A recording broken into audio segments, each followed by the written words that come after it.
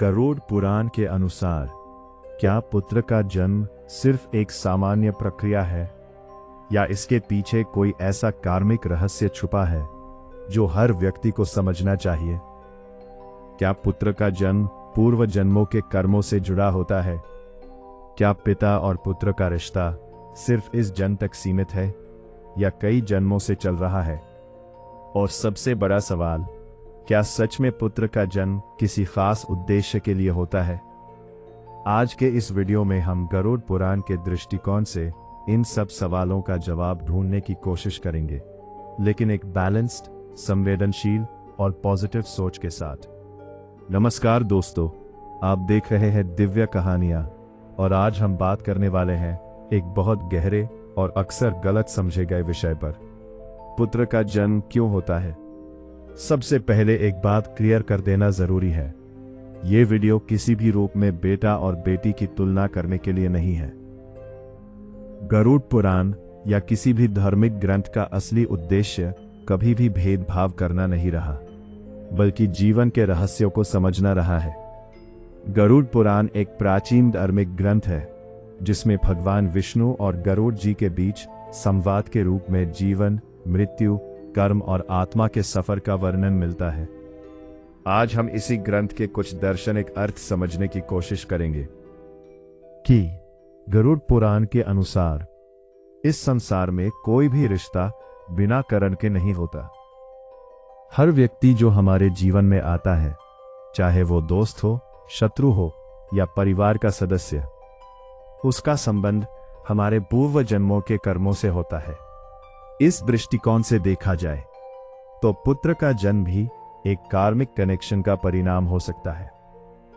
हो सकता है कि किसी पूर्व जन्म में कोई अधूरा रिश्ता रहा हो, कोई जिम्मेदारी अधूरी रह गई हो, या कोई प्रेम और बंधन फिर से जीने के लिए आत्मा वापस आई हो।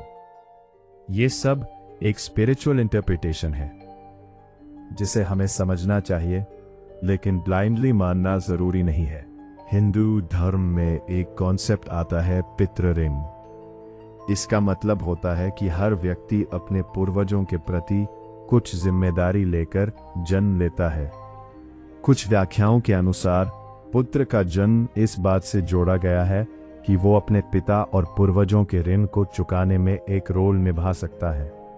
इसमें रिचुअल्स, परंपरा और कुल की कॉन्टिन्यूटी जैसी बातें इंक्लूड होती हैं। लेकिन यहाँ एक बहुत इंपॉर्टेंट बात समझनी जरूरी है। ये सब परंपरागत और सामाजिक व्याख्याएं हैं। इनका मतलब ये नहीं है कि सिर्फ पुत्र ही महत्वपूर्ण है या बिना पुत्र के जीवन अधूरा है। आज के समय में ये समझना जरूरी है कि हर व्यक्ति अपनी जिम्मेदारी खुद निभा सकता है। पुराने समय में सामाजिक संरचना कुछ अलग थी। तब पुत्र को वंश आगे बढ़ाने से जोड़ा जाता था, क्योंकि परिवार का नाम, जायदाद और परंपरा उसी के थ्रू चलती थी। लेकिन आज के युग में ये सोच बदल रही है। आज बेटियां भी परिवार का नाम रोशन करती हैं, जिम्मेदारियां इक्वली निभाती हैं और अपने माँ बाप का सहारा बनती हैं। इसलिए अगर हम गरुड़ पुराण के दार्शनिक अर्थ को समझें तो ये कहना ज्यादा सही होगा कि हर संतान, चाहे पुत्र हो या पुत्री, एक जिम्मेदारी और एक वरदान है। पुत्र का जन्म सिर्फ एक बायोलॉजिकल प्रोसेस नहीं है, ये एक इमोशनल और स्पिरिचुअल जर्नी भी है। जब एक पिता अपने पुत्र को देखता है तो वो अपने आप को एक नए रूप में देखता है। वो जिम्मेदार बनता है, अपनी गलतियों से सीखता है और अपनी अगली पीढ़ी को बेहतर बनाना चाहता है। ये एक तरह का सेल्फ इंप्रूवमेंट है। गरुड़ पुराण के दार्शनिक दृष्टिकोण से ये सब आत्मा के विकास का हिस्सा है। समय के साथ लोगों ने कुछ धार्मिक बातों को गलत तरीके से समझ लिया। कुछ लोगों ने ये मान लिया कि पुत्र ज्यादा महत्वपूर्ण है या पुत्र का जन्म एक जरूरत है। लेकिन ये सोच गलत है। कोई भी धार्मिक ग्रंथ भेदभाव नहीं सिखाता। असल में हर आत्मा समान है, हर जन्म एक वरदान है। तो अगर हम इस पूरे विषय का सार समझें, पुत्र का जन्म एक कार्मिक कनेक्शन हो सकता है, एक जिम्मेदारी का प्रतीक हो सकता है, एक स्पिरिचुअल जर्नी का हिस्सा हो सकता है।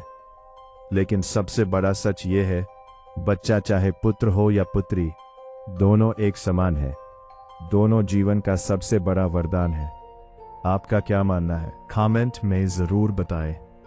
अगर वीडियो पसंद आई हो तो लाइक करें, शेयर करें और चैनल को सब्सक्राइब करना ना भूलें। धन्यवाद।